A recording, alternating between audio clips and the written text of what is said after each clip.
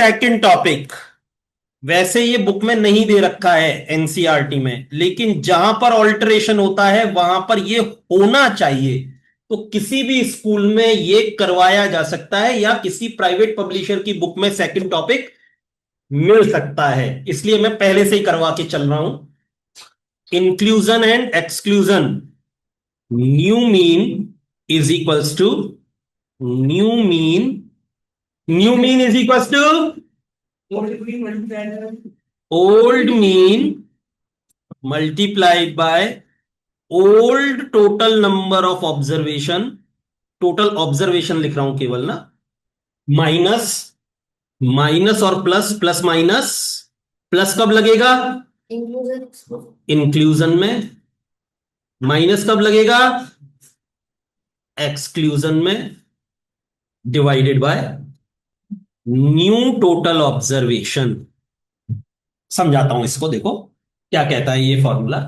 जैसे हम चार जनों के पास टोटल मिलाकर, इंडिविजुअली हमारे पास, मेरे पास 20 रुपए, इसके पास 30, उसके पास 40, उसके पास 50, 20, 30, 40, 50। ठीक, तो हमारा मीन क्या हो गया? 50 प्लस 40 90, 90 प्लस 120 और 140 140 अपॉन 4 35। हमारे पास मीन अमाउंट क्या है? 30। तो क्या होगा? डेटा सीरीज बिगड़ेगी, बिगड़ेगी। इसको हटा के अब बाकी तीन बचेंगे हम लोग। तो नया मीन कैसे आएगा? अगर ऑब्जर्वेशन हमको पता है तब तो हम निकाल सकते हैं। 20 प्लस 30 50 प्लस 40 90, 90 डिवाइडेड बाई 3 30 हो जाएगा, सिंपल है। लेकिन इंडिविजुअल डेटा नहीं अवेलेबल है। बस शुरुआत में ये पता है कि चार जने हैं और उनके पास एवरेज यानी मीन 35 रुपीज है। अब जैसे ही हमको ये पता है कि चार जनों के पास मीन 35 रुपीज है, तो 4 और 35 को मल्टीप्लाई करने से क्या मिल जाएगा हमको कि इन चारों के पास मिलाकर कितने रुपीस थे शुरुआत में, ये पता लग जाएगा। हमको इंडिविजुअल चाहिए भी नहीं किसके पास कितने थे, बस इतना पता लग जाए कि चारों के पास मिलाकर कितने थे। और वो कैसे निकल सकता है? फॉर्मूले को ध्यान से देखेंगे तो इस फॉर्मूले में तीन अननोन्स होते हैं रिलेटेड: द मीन, सम और टोटल नंबर ऑफ ऑब्जर्वेशन। अभी हमारे पास क्या है? मीन है 35, चार जने हैं मतलब टोटल नंबर ऑफ ऑब्जर्वेशन है। इन दोनों की ये इधर आके मल्टीप्लाई हो जाएगा तो क्या मिल जाएगा मेरे को? सम ऑफ ऑल ऑब्जर्वेशन मिल जाएगा। कितना आ जाएगा इस केस में, हमारे केस में 140 रुपीज। 35 इंटू 4 140। क्लियर है ये चीज? पक्का? इसमें से 50 रुपीज वाला भाग के घर चला गया मम्मी का बहाना लगा के। तो क्या हम नया सम निकाल सकते हैं? बड़ा आसान है। पहले सम था 140, उसमें से ये भाग गया पार्टी के नाम पर 50 वाला, तो इसके माइनस कर देंगे, कर देंगे। तो नया सम मिल जाएगा हमको। कितना मिल जाएगा नया सम? 90। 140 माइनस 50 90। लेकिन इसके जाने के कारण टोटल नंबर ऑफ ऑब्जर्वेशन भी तो चेंज हुए। पहले चार जने थे, अब तीन रह गए, इसलिए डिवीजन किसका लगेगा? नए ऑब्जर्वेशंस का, तीन का लगेगा। That is 90 divided by 3 30। तो एक्सक्लूजन समझ में आया? आया? नया मीन मिला। अब लेकिन एक और चीज, इतनी देर में आद्विक आ गया 100 रुपए का नोट लेके।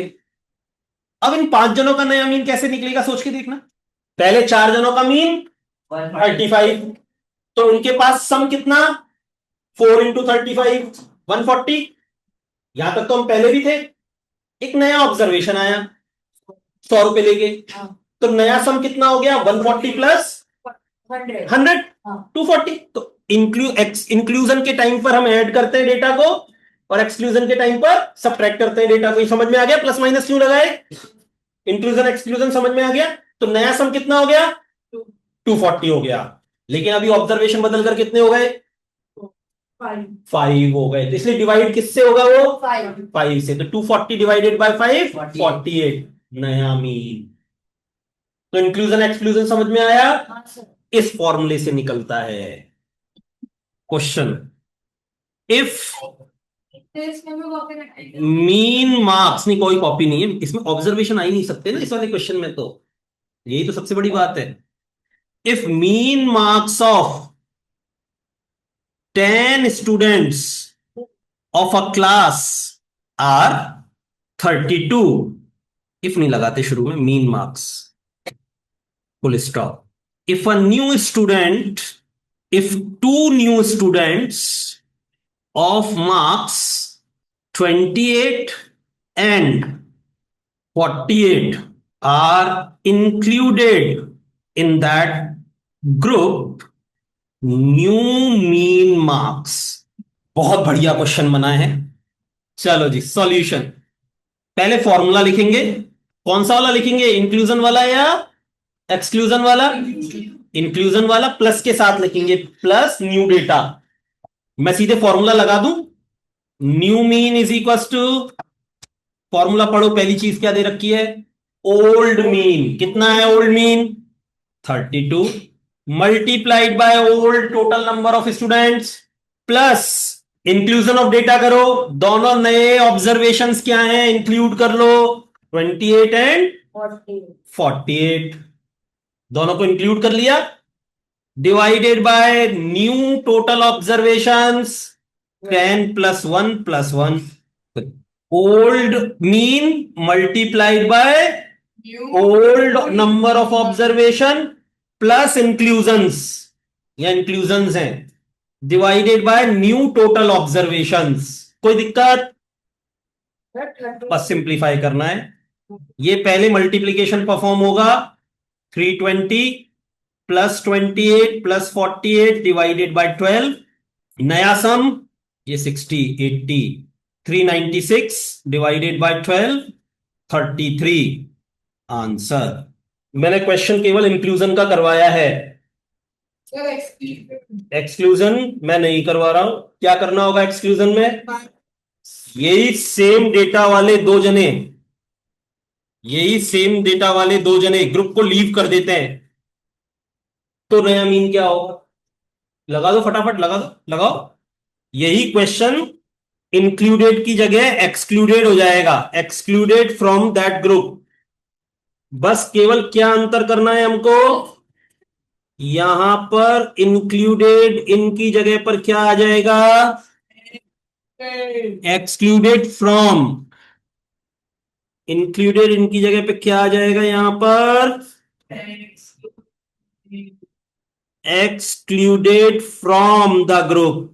तो यही कैलकुलेशन बदलकर क्या हो जाएगी, तो और एक्सक्लूजन वाला क्या हो जाएगा कैलकुलेशन, न्यू मीन क्या होगा, 32 इंटू 10 तो वैसे के वैसा आएगा।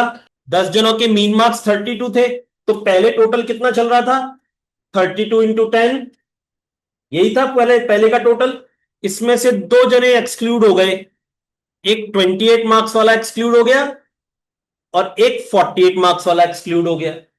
हटाओ दोनों को, दोनों के मार्क्स हटाओ, लेके जाओ भैया अपने अपने मार्क्स अपने अपने घर, हमें नहीं चाहिए। हट गए, ये क्या आ गया, अब ये क्या मिल गया हमको, टोटल ऑफ मार्क्स, या मार्क्स का सम मिला मुझे न्यू। ये पहले 10 स्टूडेंट के मार्क्स का सम था, इसमें से जो दो जने चले गए उनके मार्क्स हटा दिए, तो अब ये क्या मिला मेरे को, न्यू सम ऑफ ऑब्जर्वेशंस। क्या मिला ये मेरे को, न्यू सम ऑफ ऑब्जर्वेशंस। और इसको किससे डिवाइड करेंगे, 10 माइनस